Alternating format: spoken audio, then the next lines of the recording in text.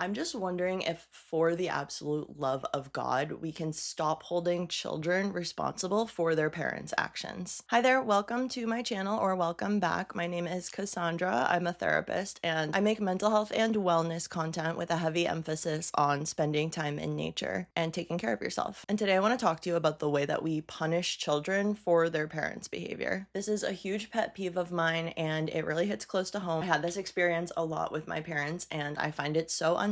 So today I'm just gonna give you some of my perspective as a trauma therapist, but with some of my own personal anecdotes sprinkled in as well. This topic was freshly on my mind because I saw some discourse about a very difficult parent to work with in the education system, and a lot of sentiment about how their child was probably a rotten egg and should be written off. Their kid was bound to be the worst kid in the classroom, and basically the apple doesn't fall far from the tree. And that's often the explanation people fall back on when a child is disruptive or challenging. And it really bothers me for a few reasons. For one thing, it completely cuts out the actual lived experience of that child. We know that a lot of trauma symptoms can present as disruptive or difficult or defiant. And so I think way too often fully grown adults miss the reality that that child is probably suffering and would benefit from leaning in with more compassion, and instead cut the child off, therefore leaving them to suffer and struggle in their internal world even more. I remember someone close to me giving me the advice once that I should distance myself from some other family members I was very close to. I was a child, these were two children. Their mother, another family member, struggled with heroin addiction. And this person was expressing to me that the children are going to end up just like their mother, and I shouldn't get caught up in their lives. And that memory sends like this blood rushing through my ears because it's just so unfair. Plus, it really hurt at the time because I also knew that this person who was close to me had a very poor opinion of my parent.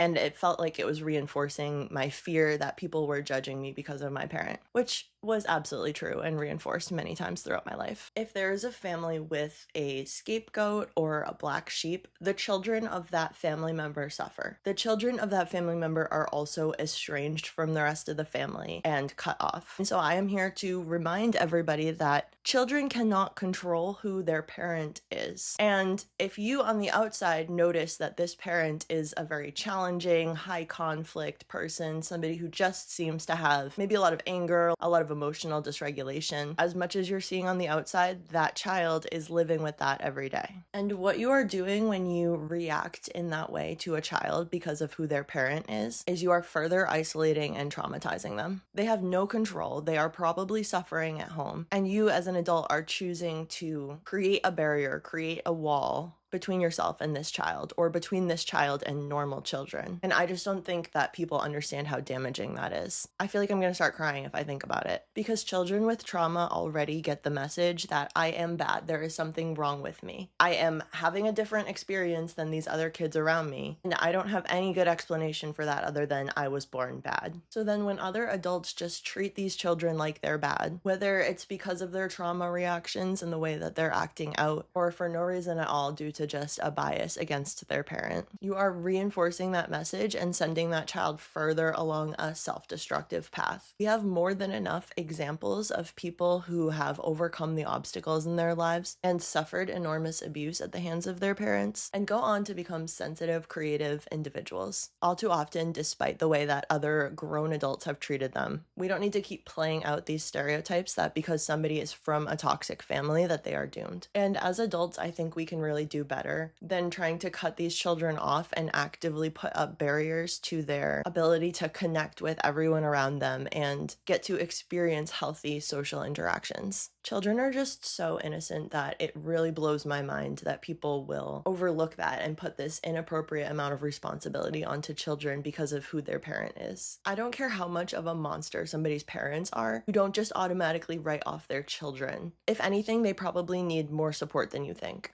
I remember a situation when I was in middle school where one of the other parents met my parent, and all of a sudden I was not allowed at any of their houses. And the kids were telling me that their parents were talking about the fact that I might be a bad influence based on what they had seen from my parent. I understand that this could be nuanced and there could be different factors in each situation, but just think about how unfair something like that is for the kid. You met their parent, you thought, wow, this parent seems really problematic and challenging. Therefore, I am going to take it out on the kid and take away their opportunity to escape somewhere else and advise my friends to do the same. It's just so cruel, and it's that same belief system that's like, this kid is rotten because I think their parent is. I get that I'm a little more empathetic and sensitive than most, but the idea of being a parent like I am now and seeing a child that seems like they need help, that seems like they're not maybe getting the same love and attention and care that my child is, I just feel like I would want to open my home to that child even more. And it's becoming a more tangible thing to imagine. I'm like, yes, if Caleb becomes friends with someone who is from more of a broken home, I am going to want them to feel safe and welcome here. I will keep an eye on them just like I will with Caleb and any of his other friends. Because another part of that story from middle school I remember being so unfair is that it was the good kids from the good homes, you know, with the major caveat that I can never know that fully. You never know what could be happening behind closed doors at someone's home. But the kids whose families presented as more perfect were the ones who were literally trying to get us to cut classes and smoke and whatever else. And just other things that seemed like they fit much more readily into that stereotype of being a bad influence. Meanwhile, I was that little bit traumatized from my family and church holding me responsible for my parents' actions, and I would try so hard to be even more of a good kid, be even more perfect, to try to overcome that image that I knew people had of me because of my family. Anyway, I would keep an eye on Caleb and his friend, whoever they were, and if I saw something that concerned me, I would call it out. If boundaries needed to be set, I would set them, but I would not reject a child and exile them from the safety and sanctuary of my home because I have judgments about their parent. I'm so grateful for the friends and their families who did not do that while I was growing up, who did invite me with open arms into their homes, where there was safety and calm and food and warmth and peace. You have no idea how much you really are helping a child by doing that, because you're helping their nervous system learn that there can be an equilibrium, there can be a calm somewhere, someday. And finally, I just want to mention that when you hear children defending their parent or defending their parent's perspective on something, that is for the simple reason that most children absolutely love their parents